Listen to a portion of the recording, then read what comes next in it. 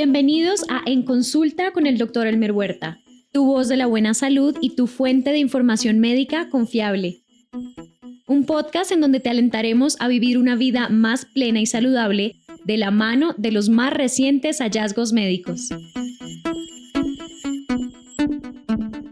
Hola, bienvenidos a este nuevo episodio de En Consulta con el Dr. Huerta, tu podcast favorito de salud por CNN en español. Te saluda el Dr. Elmer Huerta, espero que estés bien. Hoy vamos a hablar sobre los avances en el desarrollo de las vacunas contra el cáncer. Aunque en los últimos años se han hecho extraordinarios adelantos en el diagnóstico y tratamiento del cáncer y muchas personas tienen vidas prácticamente normales después de recibir un diagnóstico, lamentablemente para muchas otras, el encuentro con el cáncer representa una grave amenaza para su salud. En ese sentido, el sueño de la ciencia médica ha sido siempre desarrollar una vacuna contra esa enfermedad.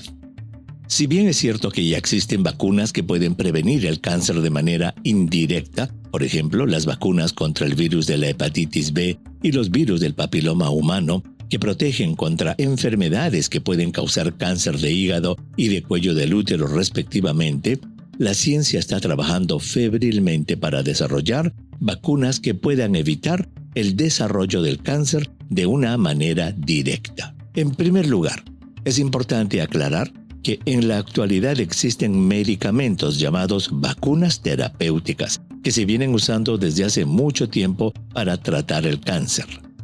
A diferencia de las verdaderas vacunas que se administran para prevenir una enfermedad, este grupo de medicinas pertenecientes a una clase de medicamentos llamados inmunoterapia se administran a pacientes que ya tienen cáncer para tratar la enfermedad.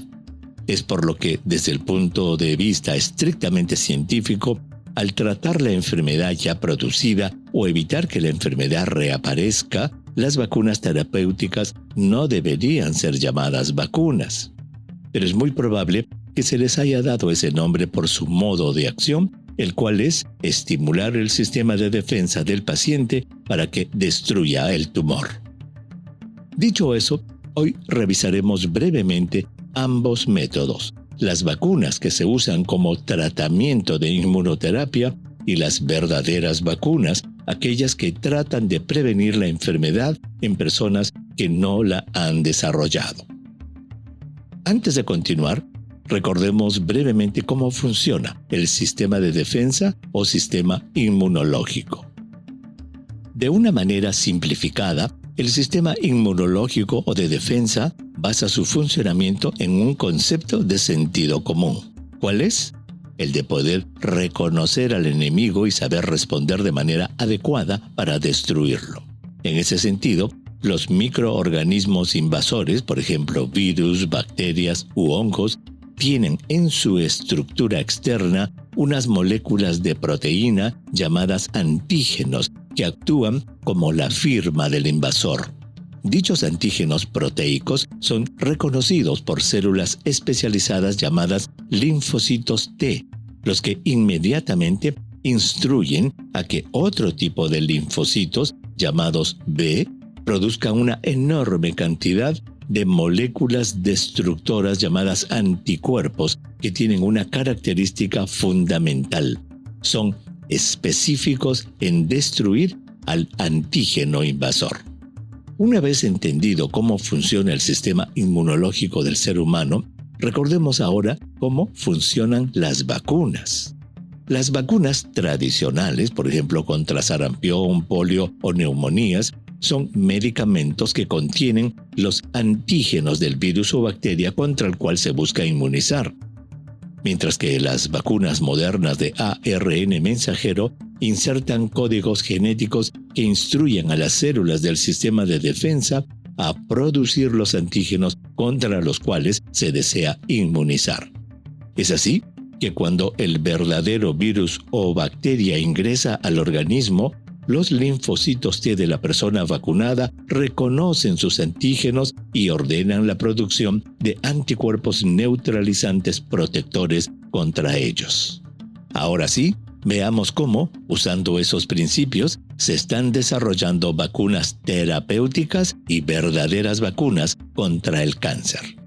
El concepto fundamental para entender cómo funcionan las vacunas terapéuticas y las vacunas contra el cáncer es que, al igual que los virus o bacterias, las células cancerosas también tienen antígenos en su superficie, por lo que estos pueden ser reconocidos por los linfocitos T y pueden estimular la producción de anticuerpos por los linfocitos B. De tal modo que, al igual que cuando se vacuna a un niño contra el sarampión y el sistema de defensa produce una enorme respuesta para impedir el desarrollo de la enfermedad, una vacuna terapéutica o una verdadera vacuna contra el cáncer tendrían el mismo efecto, que los linfocitos T y los anticuerpos producidos contra los antígenos de las células cancerosas impidan el desarrollo del tumor. Veamos primero las vacunas terapéuticas. En este caso, el concepto es que el cáncer ya se ha producido en un paciente, pero se desea usar una vacuna para que el sistema inmunológico del paciente impida que la enfermedad avance o recurra en el futuro. Es decir, la vacuna se usa como parte del tratamiento o para evitar la recaída en el futuro. Es por eso que se llama vacuna terapéutica. Dos interesantes investigaciones nos ilustran esta estrategia. Un reciente estudio publicado en la revista JAMA Oncology del 3 de noviembre del 2022 presenta buenos resultados con una vacuna de ADN preparada contra el antígeno HER2, se escribe HER2, que está presente en la superficie de múltiples células, pero hasta en el 30% de los cánceres de seno. La presencia de ese antígeno HER2 en el cáncer de mama hace que la enfermedad tenga un curso más agresivo y tenga mayor tendencia a la recaída en el futuro. Lo que hicieron los investigadores de la Universidad de Washington en Seattle es que prepararon una vacuna que inserta un código genético de ADN para que el organismo de la mujer vacunada produzca parte de la proteína HER2, la cual sirve como un antígeno. De ese modo, al producir grandes cantidades de esa proteína HER2, el organismo de la mujer vacunada crea una gran cantidad de anticuerpos contra las células cancerosas que contienen el antígeno HER2, destruyéndolas en el proceso. En un estudio de fase 1, se vacunó a 66 mujeres con 3 dosis diferentes de la vacuna, y tras un seguimiento de 10 años, el 80% de ellas aún estaban vivas, comparadas con solo 50% en los seguimientos históricos. La respuesta inmune más fuerte fue en pacientes que recibieron una dosis media y los efectos secundarios fueron muy leves, muy parecidos a los de la vacuna contra la gripe. Ahora los autores han empezado estudios de fase 2, que de ser exitosos llevarán a estudios de fase 3 y su aprobación. Otro estudio, aún no publicado en una revista científica, fue dado a conocer por las compañías farmacéuticas Moderna y Merck, quienes usaron una vacuna de ARN mensajero en combinación con un medicamento de inmunoterapia llamado Keytruda. Lo que hicieron los científicos fue identificar 30 mutaciones genéticas en las células cancerosas de un tipo de cáncer de la piel llamado melanoma maligno, y luego prepararon 30 códigos genéticos de ARN mensajero para cada uno de ellos. Al inyectar la vacuna, el organismo produjo las proteínas codificadas por cada una de las 30 mutaciones genéticas, lo que originó que el sistema de defensa de las pacientes produjeran anticuerpos contra ellos.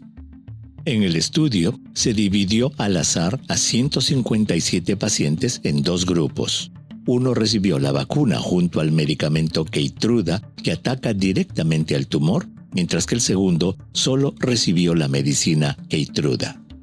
Los resultados indicaron que, en comparación con el grupo que solo recibió la medicina Keytruda, la recaída del tumor fue 44% menor en el grupo que recibió la vacuna y la medicina. Veamos ahora las verdaderas vacunas contra el cáncer, que como dijimos, son aquellas que se dan a personas que no tienen cáncer para evitar el desarrollo de la enfermedad. Un reciente artículo de revisión publicado el 7 de abril del 2022 en la revista Science describe los esfuerzos para desarrollar una vacuna contra el cáncer. Un grupo de personas que necesita ese tipo de vacunas es aquel que tiene una alta carga genética para desarrollar algún tipo de cáncer, es decir, tienen una fuerte carga hereditaria. Algunos ejemplos incluyen las personas con historia familiar de un tipo de cáncer de colon o intestino grueso llamado el síndrome de Lynch, que tienen 70% de probabilidad de desarrollar ese tipo de cáncer en algún momento de su vida, generalmente a edad temprana. Otros ejemplos de grupos de alto riesgo incluyen mujeres con cambios genéticos hereditarios del grupo BRCA que tienen alta tendencia a desarrollar cáncer de mama o de ovarios, y personas con mutación del gen KRAS que tienen muy alta predisposición a desarrollar cáncer del páncreas y del colon. Estos estudios en personas susceptibles están aún en su etapa muy inicial y son muy difíciles de evaluar por los muchos años que se requieren para medir los resultados. Un segundo grupo en el que se estudian estas vacunas contra el cáncer es aquel de personas portadoras de lesiones precancerosas que las predisponen al cáncer en el futuro. Por ejemplo, en el primer estudio de una vacuna preventiva en personas sanas, investigadores de la Universidad de Pittsburgh usaron como antígeno la proteína mucina 1, muy abundante en células cancerosas del cáncer del colon. La vacuna, probada en 39 personas con pólipos precancerosos del colon y por lo tanto con alto riesgo de desarrollar cáncer en el futuro, demostró que algunos voluntarios produjeron niveles altos de anticuerpos dirigidos contra la mucina 1 y que la vacuna fue capaz de prevenir la formación de nuevos pólipos del colon, demostrando que se pueden fabricar vacunas preventivas contra el cáncer. Y por último, gracias al moderno análisis genómico, se ha visto que los tumores presentan un cierto tipo de antígeno llamado neoantígeno, que solo se encuentran en las células cancerosas y cuyo conocimiento podría llevar al desarrollo de vacunas específicas para la prevención de varios tipos de cáncer. En ese sentido, la iniciativa Moonshot de la Casa Blanca ha llamado a usar vacunas de ARN mensajero para adiestrar al sistema inmunitario para que sea capaz de reconocer 50 mutaciones genéticas comunes a varios tipos de cáncer, de modo que se puedan preparar vacunas que eliminen el cáncer apenas empiece a aparecer.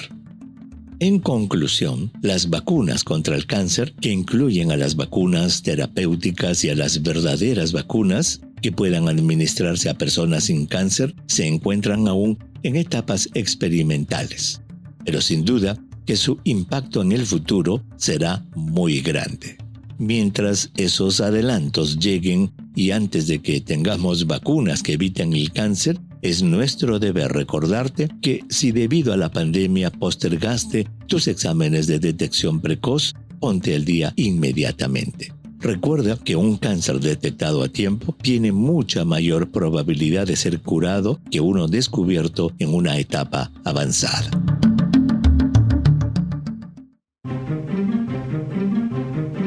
La complejidad del cuerpo humano, explicada por el Dr. Huerta. Hoy, en La Maravilla del Cuerpo Humano, veremos qué son las transaminasas. Es probable que a algunos de ustedes o a algún familiar o amigo el médico les haya dicho que le han subido las pruebas hepáticas o del hígado y que tienen algún grado de hepatitis. El hecho es que, muy probablemente para facilitar la comunicación, el médico haya usado el término pruebas hepáticas o del hígado para referirse a las transaminasas. Pero entonces, ¿qué son las transaminasas? Las transaminasas, que son dos y tienen los complicados nombres de alanina transaminasa o ALT y aspartato transaminasa o AST, son sustancias llamadas enzimas que se liberan del hígado a la sangre cuando ocurre algún grado de inflamación de ese órgano. existe una relación directa entre el valor de esas enzimas en la sangre y el daño hepático.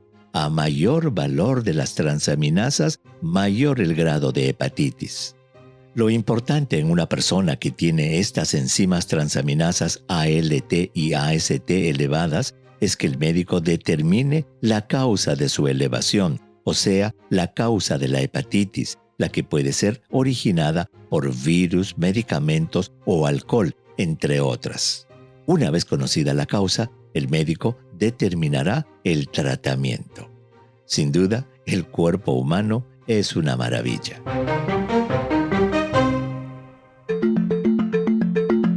Abrimos el consultorio. ¿Qué preguntas tienes? El Dr. Huerta te responde.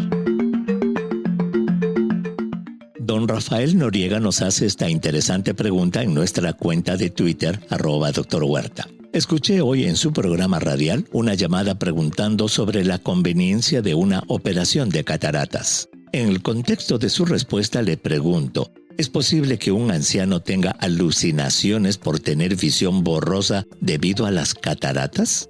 Excelente pregunta, señor Noriega. Claro que sí. Se ha documentado que algunos adultos mayores con diversos tipos de problemas de la visión, tales como degeneración macular, glaucoma y cataratas, pueden presentar alucinaciones. Esa condición se denomina el síndrome de Charles-Bonnet. Un dato muy importante para diferenciar este tipo de alucinaciones de las que ocurren en personas con problemas de salud mental, tales como la psicosis, por ejemplo, es que la persona con el síndrome de Charles-Bonnet se da cuenta de que su alucinación no es real, mientras que una persona con psicosis cree que lo que está viendo sí es real. Bueno, eso es todo por hoy. Te espero en el próximo episodio. Chao. Gracias por escuchar En Consulta con el Dr. Elmer Huerta, tu voz de la buena salud y tu fuente de información médica confiable. Recuerda suscribirte en tu app de podcast favorita. Puedes enviar tus preguntas al Dr. Huerta en Twitter, a @Dr. Huerta. Y para conocer lo último en temas de salud, visita cnne.com. Este podcast es producido por el equipo digital de CNN en español.